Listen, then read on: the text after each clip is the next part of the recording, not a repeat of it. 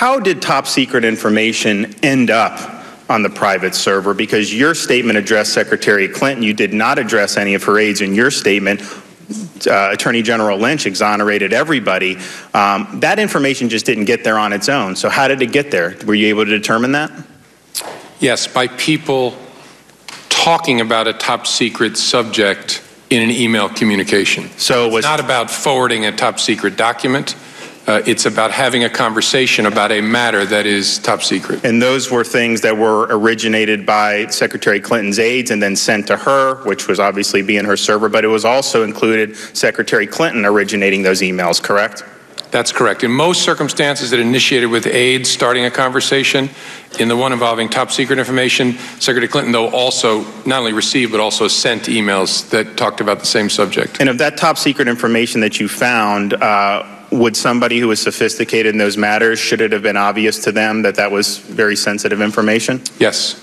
So I guess my issue about knowledge of what you're doing is, in order for Secretary Clinton to have access to top secret SCI information, didn't she have to sign a form with the State Department acknowledging her duties and responsibilities under the law to safeguard this information?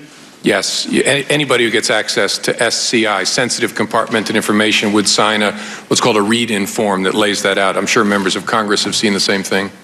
And it stresses in that document, and other training people would get, that there are certain requirements to handling certain levels of information. For example, a top secret document, that can't even be on your secret system at the FBI, correct? Correct. So you have to follow certain guidelines. And I guess my question is she's a very sophisticated person. She did execute that document, correct? Yes. And her aides who were getting the classified information, they executed similar documents to get a security clearance, correct? I believe so.